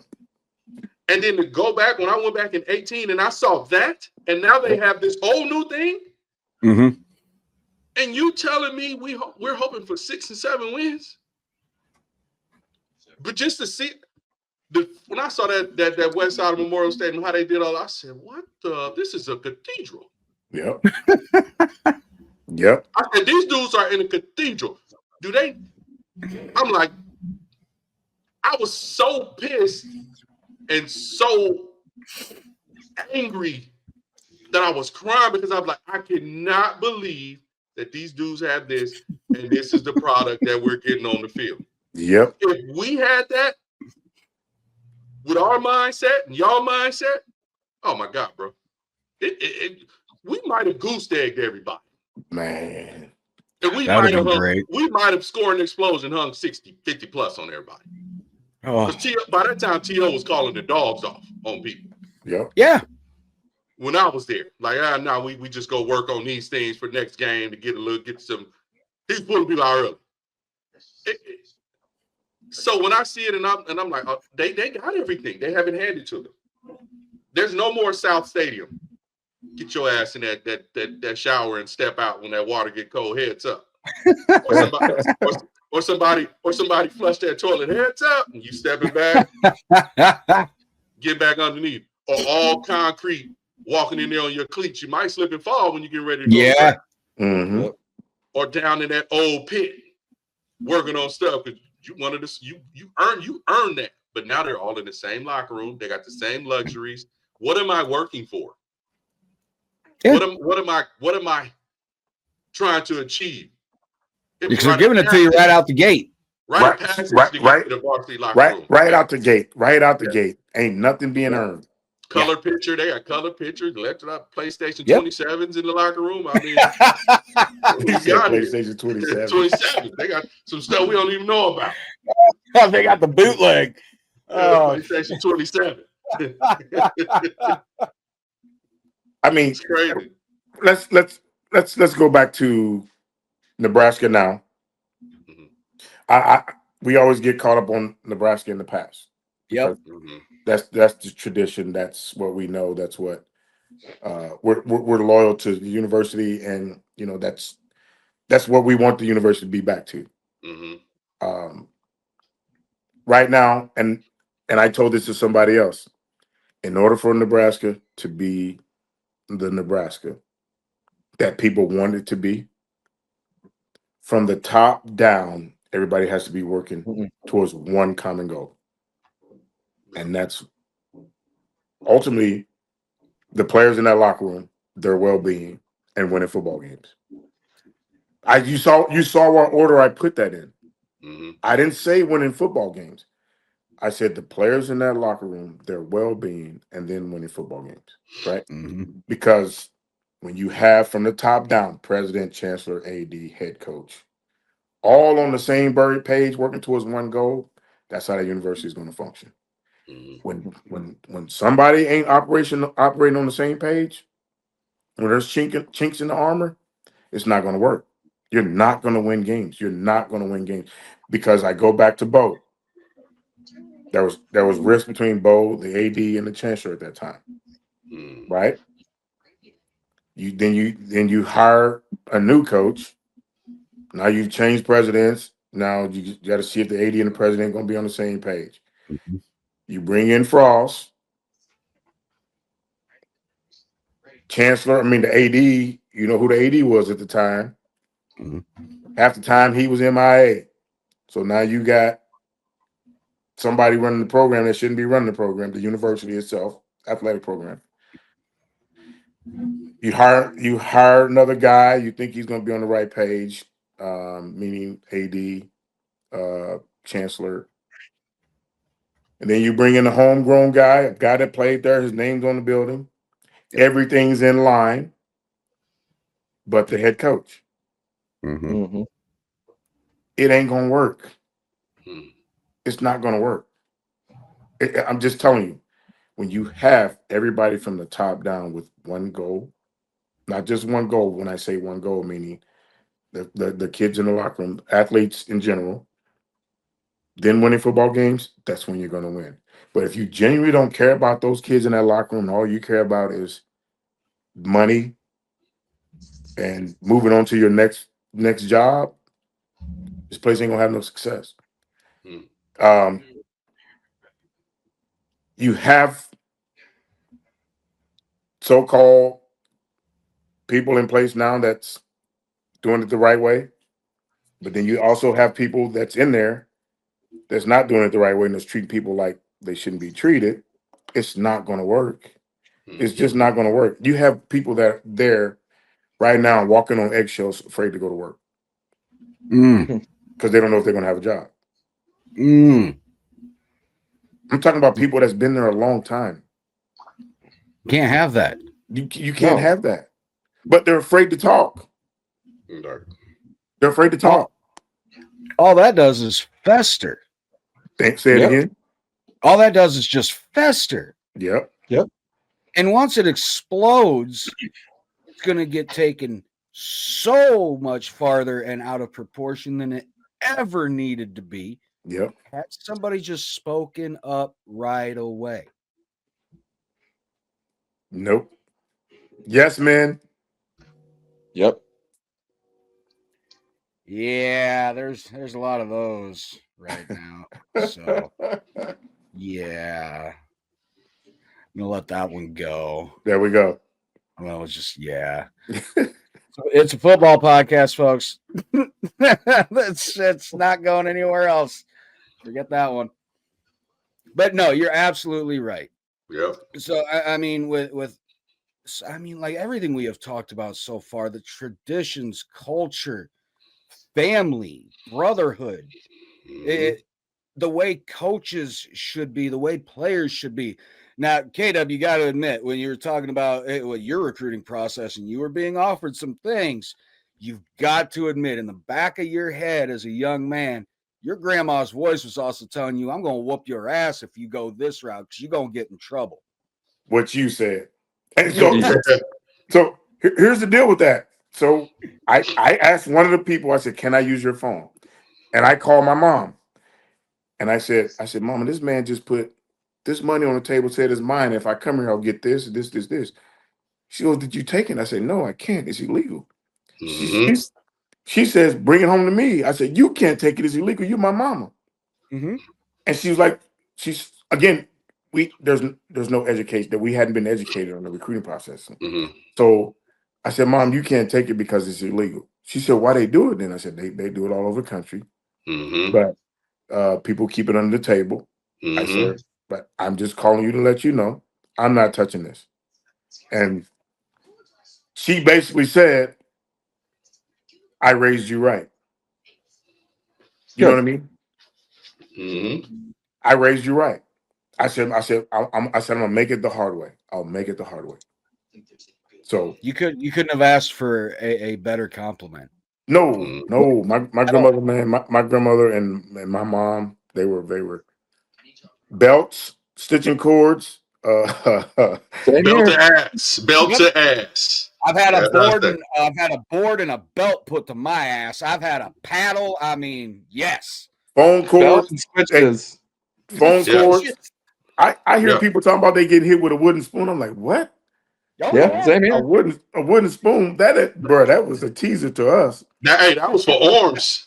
Man, look. Sit down, but the other stuff was, hey, you see what I put on Twitter, didn't y'all? Yeah. Belt to ass. I'm that last group that got belt to ass. Hey, I'm not gonna tell you more than twice, boy. Swagger. Woo! My mama would pull that phone cord off that wall so fast and get a hold of us. I was the oldest of 4 boys. So I got 2 that's no longer with us. Rest in peace. My youngest 2 are deceased, but my mama didn't play no games, bro. And my grandmother, she was a heavy set lady. We knew we could we knew we could outrun her, but we had to come sleep. We had to go to sleep. You had to go home sometime. You had to go home sometimes. And when she caught you in that bed sleeping, bro, that's the worst. That's the worst. So I know you can't do that nowadays. People say but that made me the person I am today. Yep. You were taught to be respectful. Yes, sir. No, sir. Yes, ma'am. No, more. Please. Yep. Thank you. Yep. Say hi to people. It doesn't hurt to say hi to people. Yeah. It doesn't hurt to say hi and smile. At least smile and nod like, hey, how you doing? It doesn't hurt to yes. So that's what's missing nowadays is the true parenting, not only from your parent, but from other people that you run across. Yes. And accountability. Respect, and accountability. That's what's missing. And again, those 9 years, that was my main focus with the players that was in the locker room. Treat this place with respect. Hold yourself accountable. Hold each other accountable. It shouldn't take a coach or myself to do this to get you guys to do that. Yeah. This place is functioning when you guys hold each other accountable. Fletcher, go shut the door. When you guys hold each other accountable, this place is you guys gonna take off. But too many individuals, too many guys worried about themselves. They're always in their feelings, and social media has been the death of college football since it started. Yeah, gave a lot of people a voice, and some that probably didn't need one. Didn't need one. It's me. It's me. When you can do that, like I've said, when you can live in your own world on social media and do everything about yourself, and get validated by the like, by the heart, by the thumbs up, by the whatever, your self-awareness is low. Yeah. They have low self-awareness. Like everything Kenny said, like the respect, the not you, the accountability, it's gone. So that's why these kids react to, I'm transferring because I'm not working hard, but I still should be able to get. Yep. I still should be able to do. I still should be playing. It's the old, how can I say it? It goes back to what we were laughing about discipline. When I got a spanking, I got my ass popped. I knew I'm never doing that again. Yeah. Consequences. Now these parents, or even if I got scolded for doing something, I knew not to do it again. Now these parents don't scold their kids. They cut deals and no, just go. No. So if you've never been taught that growing up, the moment you do something and you're scolded for it or you get disciplined for it, your reaction is totally different than someone who grew up being disciplined or reprimanded for doing the wrong thing. You missed 5 blocks, but you still should be starting? Yep. Yeah. Oh, they bench me. Why did they bench you? Oh, they just tripping. Now let's go back to the tape. Thank you. Hey, he said the key word. Why they bitch you? Oh, they tripping, man. Man, I used to hear that so much. Like, no, they're not tripping. You the one tripping. Look at your film. Let's go back to the tape. There's the red dot. Bling, bling. Oh, that's you? Bling. Eye in the sky don't lie. That's you? Bling, is that you right there? What happened right here? And then it's going to be excuse after excuse after excuse. No, that's a you problem. That's you not focused. That's you not doing your assignment. You know what I'm saying? So, hey, man. Couldn't have said any better, brother. This man said, I got so tired of hearing they're tripping. It's their bad. I'm like, nah, bro, look yourself in the mirror. You're the one tripping. Yeah, that's you. You are the one tripping. You're not going to school. You're not going to see dentists when you're supposed to go see dentists. You're not even going down there to eat the free food when you're supposed to go eat free food. Damn. Who the hell skips free food? Bruh. Hell, that training table. Oh. I'm like, bro, why you keep missing meals when you know? Just go in and check out. Yeah. But the coach is tripping because you won't take your butt down there to eat the free food. We had one guy, and I'll never, bless his heart, but again, they gave him a choice, and he took it and ran with it. One of the best players, could have been one of the best players ever played in the University of Nebraska. Had a lot of baggage, but this fool would not go to that training table, man. So they made a deal with him. We'll bring you Chick-fil-A. You meet us in the weight room. You eat Chick-fil-A every day. That backfired so fast, bro, because you had players calling out the coaches. That's what you get for doing this, doing that. That's why he did this. I'm like, listen.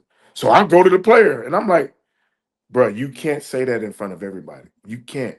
You can't say this on this sideline at this time of every game. If you have a discrepancy, you take care of that on Sunday. Yeah. You don't do that on the sideline. But it was brought on because of the person at the top allowed it to happen. He came back and did them in the you know what. I'll tell you another story. You know them Davis twins? Yeah.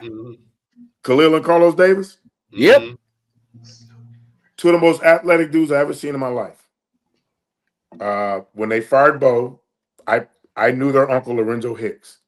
Okay. And I called him. I said, Hicksy, I still need the twins here. I said, get them here to meet with the coaching staff and let them draw their own conclusion.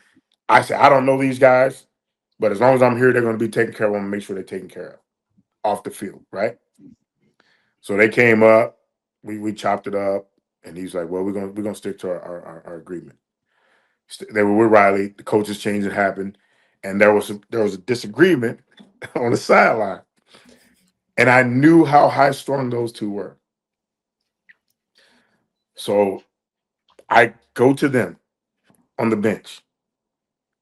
I said, you get away from him, meaning brothers separate. Let him calm down. You go calm down, then we'll talk. They calm down, we come together. I said, listen, bro, regardless of who's in the right, who's in the wrong, you can't handle it that way. You cannot handle it that way. You're only hurting yourself in the long run. Well, they basically right there on the spot was going to go choke somebody out. meaning a coach. You saw what he did. I wasn't the one that did it. This, that, this, and that. So this is what I told him. I said, you're wrong for doing what you did to get a penalty, right? Mm-hmm. You're wrong for coming to your brother's rescue. That person's wrong for mixing you guys up and coming at you wrong, right? So there's 3 people in the wrong. 3 people in the wrong. But what I'm not going to allow you to do is handle this at this time of the game. We got to go win a football. Yeah. You guys go settle that tomorrow when you come in for when you need to be in for the players. Their parents came up to me and said, "We saw what you did for our sons. We really appreciate you." Right after that. Good. And I told them, I said, when I sat down with you guys and you guys decided to stay on board, I told you I was going to make sure they did the things the right way.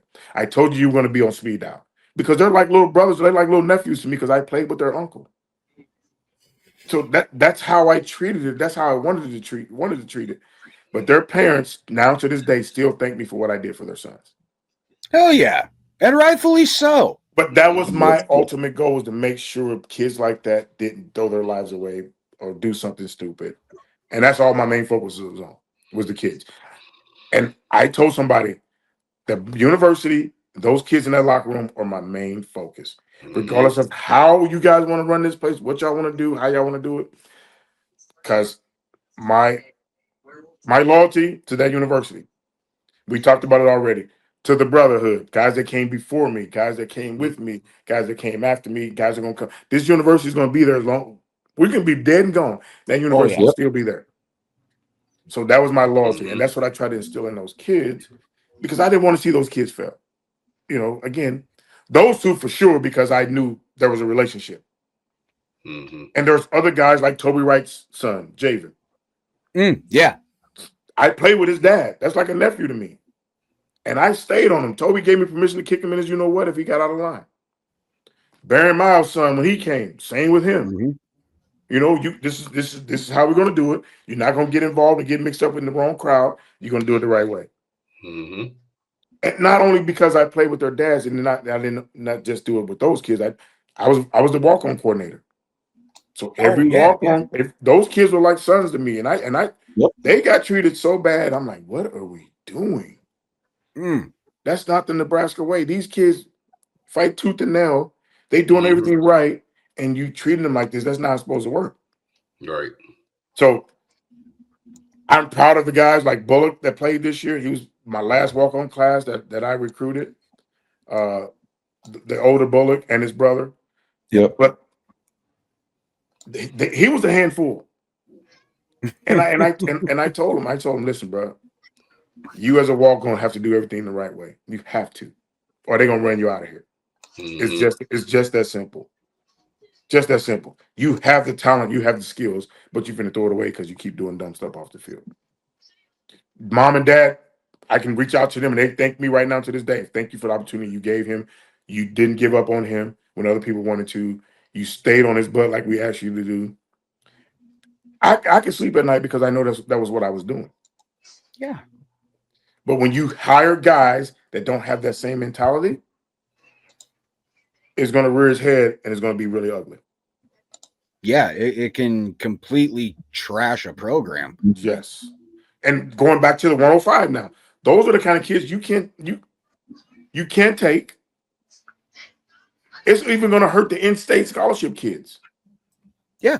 Because I know T.O. he always said the story, the top 7 was going to get a scholarship. Top 7 in-state kids were going to get a scholarship. With the roster being 105 now, you can't miss on the in-state kid. Nope. Because the roster's at 105. If you miss on the in-state kid, now you have to cut that kid, or you have to tell that kid, you know, because now you're going to burn a lot of bridges. Yep. You're going to burn a lot of bridges. So you can't miss. One, you can't miss. And there's going to be some in-state kids that you have to say that you're not ready or good enough, that you think they're not good enough or ready enough. Go back to Cluster Johnson's son. Yep. And that was when Riley first took over.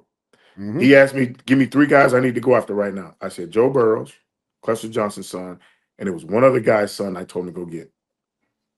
and the twins. Those are the top 3 guys you need to be on right now. Week before signing day, well, they say Joe Burrows wasn't good enough. Week before signing day, they wanted me to get Cluster back in there. I'm like, whoa, that's not how that's going to work. You know what I mean? Call Cluster. Cluster was, as a brother, he brought him up there, and he's like, Kenny, listen, we brothers. I'm going to tell you right now, he's committed where he's going. These guys drug their foot. So again, but that's going to be the tough conversation you're going to have because you have guys like Curtis Cotton's son is a freak athlete. Jamel Williams' son was a freak athlete. He's up at North Dakota State, and he balled out this year. Mm-hmm. You can't miss on guys like that. Nope.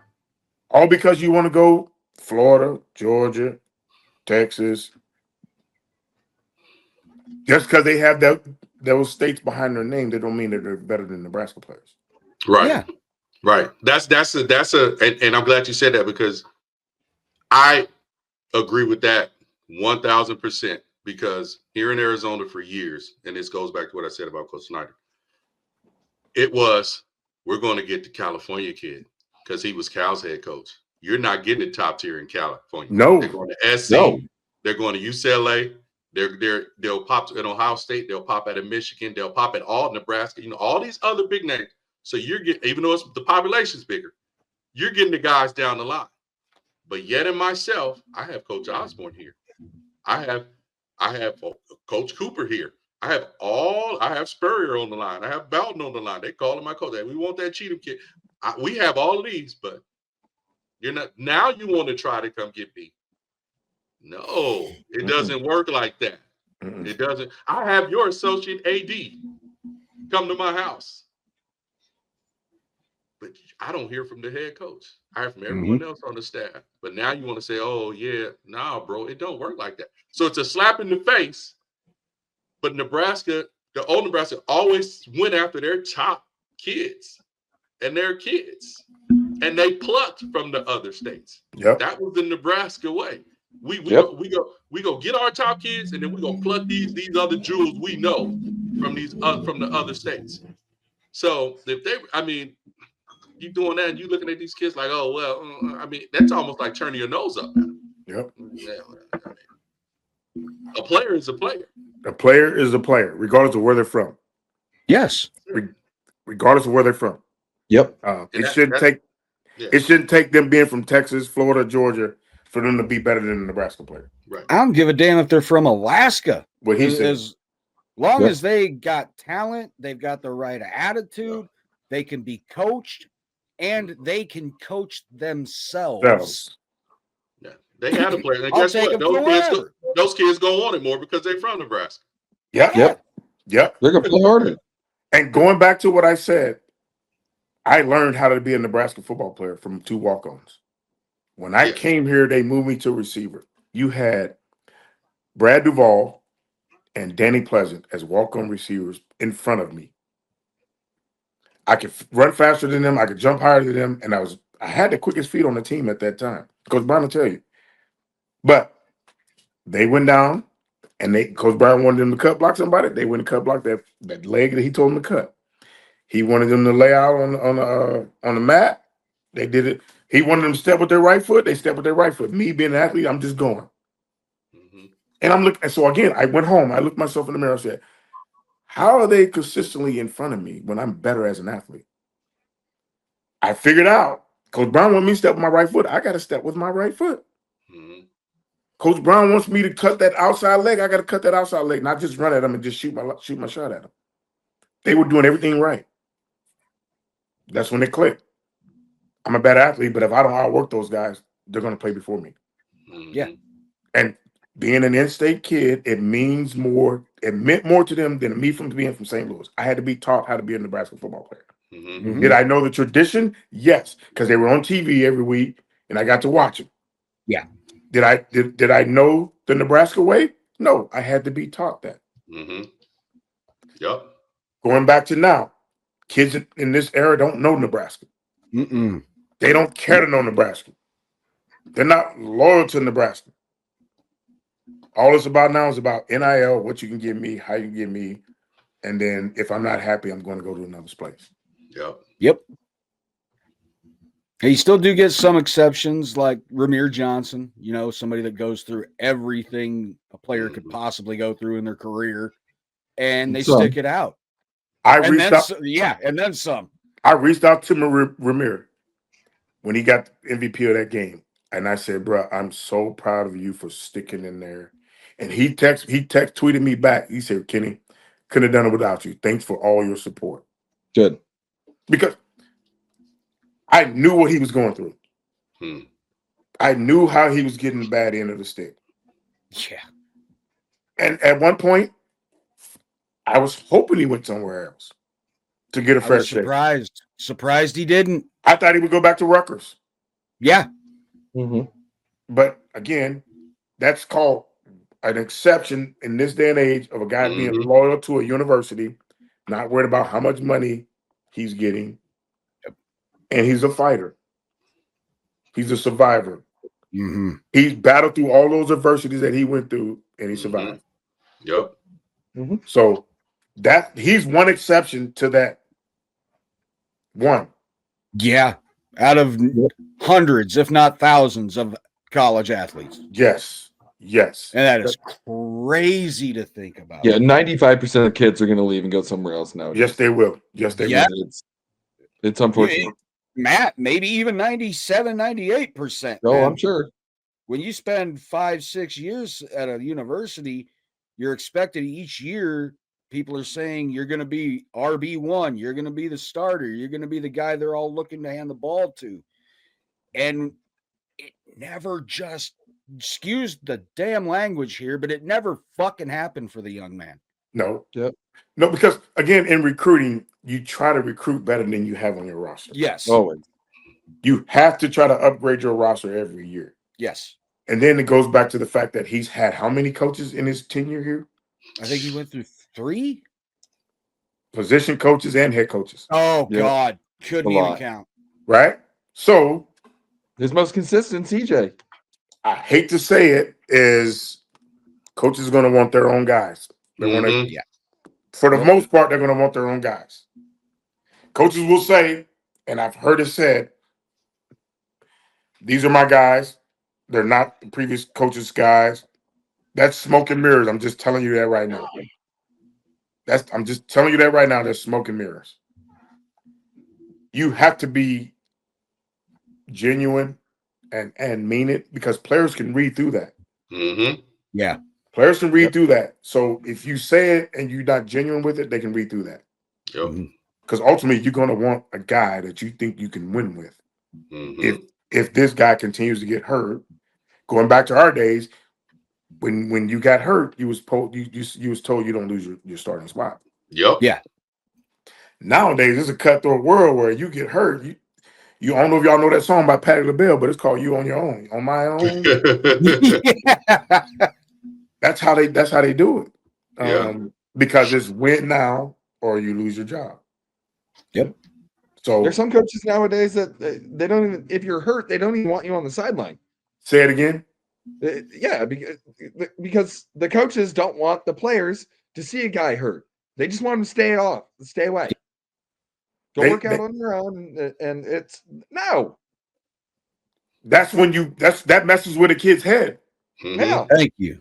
I've given you all my all, and I get hurt, and you throw me to the trash. It made me feel like I'm not part of the team. It makes you feel like I'm not part of the team. Or you don't care. You don't care about me, dude. I've seen coaches literally walk by kids, don't know kids' name in their position room. Wow. In their position room. How is that even possible? You're a coach. In your position room. I literally heard a coach say, I looked up like, what did he call you? And the kid goes, oh yeah, he don't know my name. I'm like, what? Wow. I'm like, hold on. So I tested the coach. And I said, I pointed, I'm like, I'm trying to see what he would say. I'm like, yeah, what? He was like, I don't know. I'm like, what'd you call him? And he told me what he called him, because I'm like, why did he call you that? And he said what he called him because he didn't know the kid's name. Wow. You have coaches with with former players' kids in their rooms that don't talk to them. They don't talk to him. This kid dad is one of the best players that ever played at this university. Smallest, toughest, back me up. So hopefully you guys are getting a. Yeah, I think I might know what number and initials that might be. His son's on the roster and his coach don't even talk to him. Oh my God. And I asked him, I said, bro, what is he saying? He said, he don't even talk to me. I said, he don't say hi to you. He goes, he don't talk to me. He don't coach me. I'm like, are you serious? And he's like, yeah. I'm like, wow. How does that even happen? No shit. Yeah, thank you, Matt. Because they don't care. Like I said, Huh? they care about their paycheck, not their kids. That's where I was going with that. That's what I told you. When you hire people that don't genuinely care about their place, all it's about is a paycheck, or they're incompetent, they shouldn't be in that position. Mm-hmm. Right? Yep. But they can recruit. They can't recruit. You recruiting bad players. Yeah, thank you. You're recruiting bad players. Yeah. And so, needless to say, that coach is no longer on the staff. And I think that would kind of tell why. Thank you. Players ain't going to respect somebody like that. Say it again. They ain't going to respect someone like that. No. Nope. I don't respect anyone like that. No, how could you? Dude, I mean, I'm a supervisor at my job, and I know everyone's name. I know their nicknames. They all love me. Everyone wants to work with me. Because you give a damn. I wonder why. Because I treat them with respect. Yep. Yeah, you actually care. Going back to that word, respect. Yep. And so, but again, I'm 43. I'm taught differently than an 18-year-old high school kid now. I'll tell you another example. Tony Samuel took the head job at Southeast Missouri State. He called me and said, K-Dub, you rolling? I said, Coach, I'm in. So I'm the secondary coach there. I get there. There's 7 guys from St. Louis on the roster because Southeast Missouri State is an hour, 15 minutes south of St. Louis. One of the kids at my position, I grew up with his dad. Right? I tell this kid flat out, I said, listen here, son. You better get your degree because you're not playing in the NFL. You can't play in the NFL. That can be your dream, but I'd be setting you up for failure to tell you you can play in the NFL when I know you can't physically. Right? This is a conversation that he hated me when I told him that. So we go play Arkansas. He's talking about how fast he is, how this. I said, listen, son, that's the SEC. That's a different breed of football. Arkansas is a different breed of football. You ain't faster than nobody on their third string guy can be faster than you, right? So Arkansas had McFadden and what's the other running back name? Was it Felix Jones? Felix Jones. McFadden, Felix Jones. Bro, listen to me. First play of the game, they run toss weak. He has the angle from the field, right? And soon as because I told him he wasn't fast. I said, that's SEC speed. That's a different speed. Bro, that boy took off on that toss. The defensive coordinator, it was Tim McGuire. He played with Nebraska in the 70s, but hurt his knee, so he had to stop playing and coaching. Well, he was a defensive coordinator. He's on the head said, is there a hold on that play? I said, no, it was a 187. He said, what the is a 187? I said, it was a drive-by. That boy, I said, he cussed me out. He said, stop playing on the headset. I want to know the truth, right? So I was trying to make light of the fact that, this is going to be a long day. Yeah. That's so he had the angle. And all you saw was, right? He come to the sideline. I said, see what I tell you, boy? He goes, I had him. I said, yeah, you had him for about the first 5 yards. And after that, it was a wrap. I said, I told you this is a different breed of speed, bro. So 5 weeks into that season, Coach Sam said, let's play our freshmen. Let's take our lumps. These guys can't get it done. Right now today, me and him talk. He's a head coach in St. Louis. He's won 3 state championships.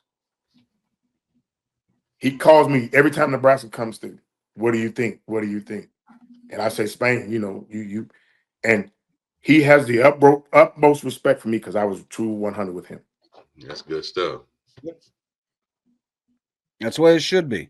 As long as you're, respectful, truthful with whoever you're conversing with, there should be no issues. There should be no animosity. There should be no challenging of somebody's opinion or anything like that.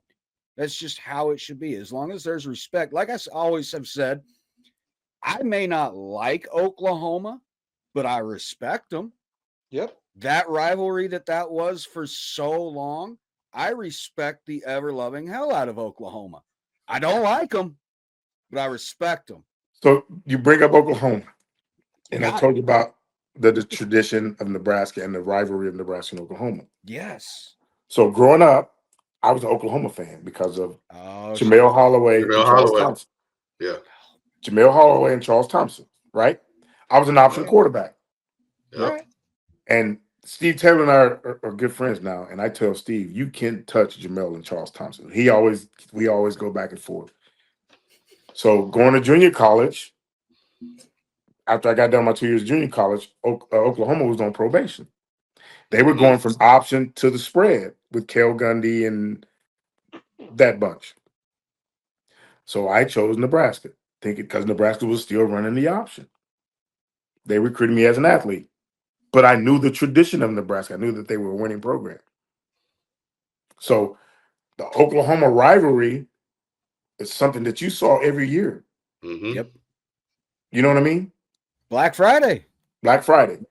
Now, like Kenny said, Mizzou never recruited me. I'm in their backyard. All right. So when I got that interception in Lincoln my first year at DB against Mizzou, then I got one my senior year in Columbia.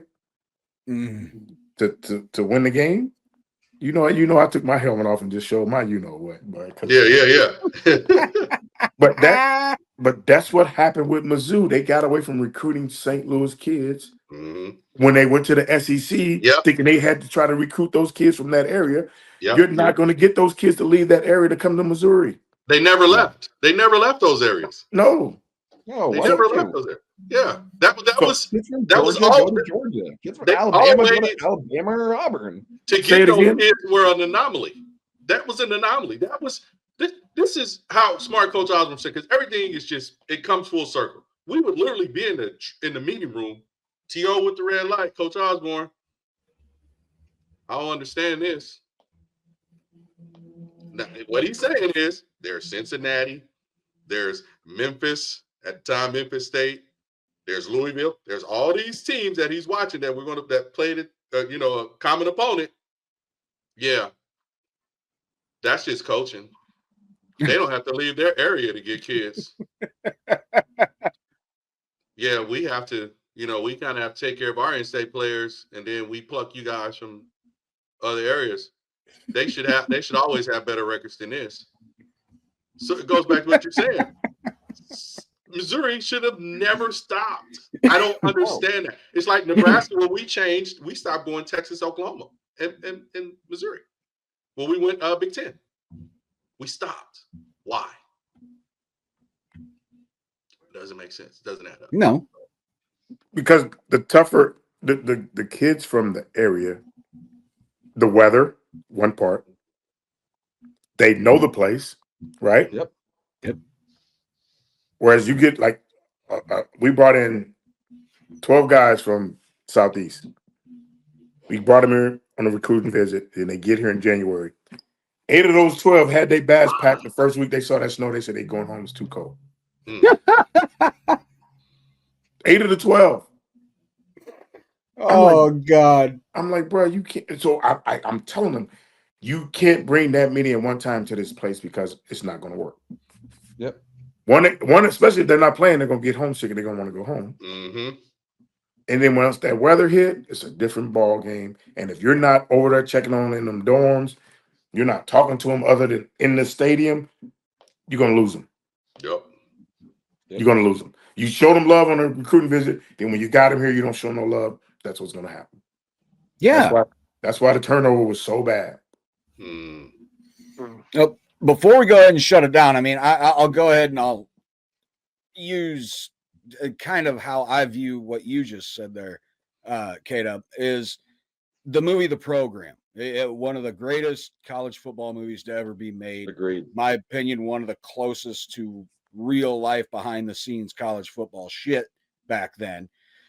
But when they recruited, I forget the character's name, but the young man in the beginning played by, I think it's Omar Epps. Jefferson. Jefferson. He's the running Yep. back. They bring him for his recruiting visit and everything. The cheerleaders are the band. Marching band, and he gets all the fanfare and everything. And that's what made him commit. But then when he gets there to enroll in fall, ain't nobody waiting for him off that bus. It's the starting quarterback, one of the offensive linemen. That's it.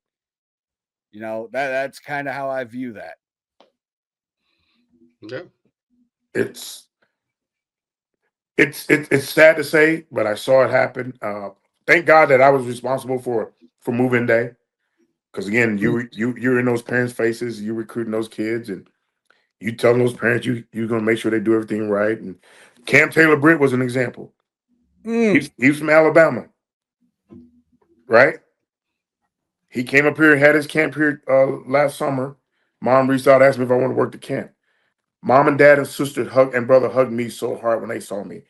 Thank you for everything you've done. You promised us you was going to make sure you stayed on him, and you did not waver in reaching out to us, telling us he's not doing right. That's what it's about. That is what it's about. So, but when you have people in place that generally don't do that, or they do it and they do it just because they have to, kids can see that. Kids can read through that. Yep. Especially nowadays. You can't BS any kid. You just can't. You try and feed them anything false or be somewhat insincere. They're going to either see right through that, or if you're feeding them false information, Google is a couple taps away, folks. Ain't nothing you can't look up anymore that you think somebody's trying to give you the wrong info about. Yeah. Right. Welcome to the great day of technology, folks. Yeah. All right. So we'll go ahead and start shutting her down now. My God, this was great. Hour 46. Hell yeah, K-Dub, dude. Thank you. I wasn't expecting this, man. I'm smoking ribs, and I got to get them off the grill. Hopefully you didn't burn the ribs, because my fiance is over here trying to paint. She's painting the outlets, so she's screwing up the whole outfit. I told her to let me do it. My timer went off while we were recording, and I'm like, so she's giving me the side eye right now, but I gotta wrap them. Oh, all right. So, and my son needs a shot. So we'll get it. Oh, that's right. All right. So we'll get this going down to the wire here.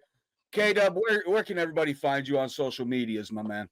Twitter, Coach Wilhite. Easy to find me. I'm not on it much since I'm taking a break in coaching. So, but I still follow you guys. I follow Kenny, especially when that boy Kenny gets in those rants. Boy, I laugh my butt off. But I usually do it just to follow former players and like the NFL guys like Jurg, Nick Gates. Those guys just won the Super Bowl, and just make sure I reach out to them guys. But other than that, like I said, at Coach Wilhite on Twitter. Right on. All right, guys. And you know where to find the show at this point. You see it right there by my name. Twitter and Instagram, it's at Husker Army Pod. You can follow Kenny right there. You see it at Husker Noop 1911. And of course, Matt is Herbie_Husker over on Twitter. I love it. He is not the official Herbie Husker, everybody. Okay. He has gotten this numerous times on the account. But I mess around. As we've said, we're sure the real Herbie would definitely endorse the account. I'm sure he would. So this is not the real Herbie Husker, everybody. So I'm sorry. Sorry to have misled anybody on that one.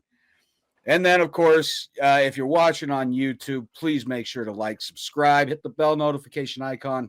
Really helps us out a lot in the algorithm. Leave a comment. I always comment right back as soon as I see them. And then we got to let you know the merch, as always, shop.hurrdatsports.com.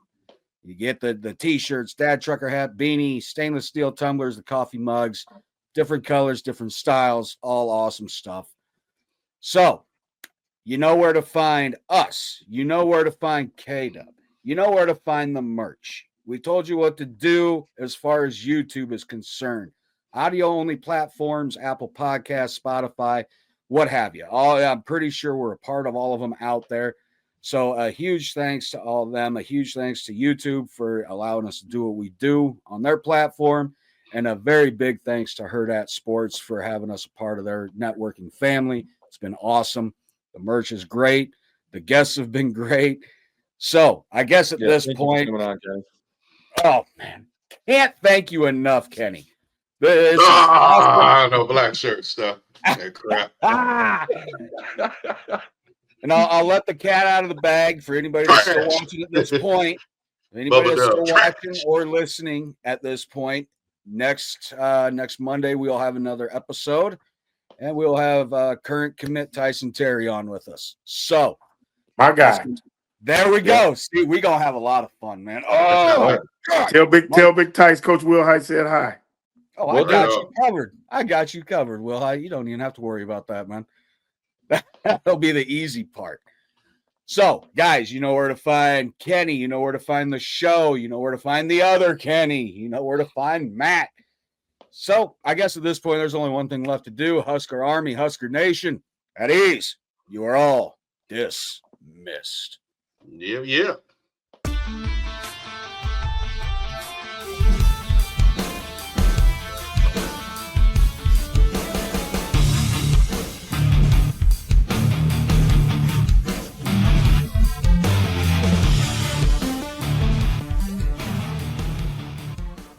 A Hurrdat Sports Network production.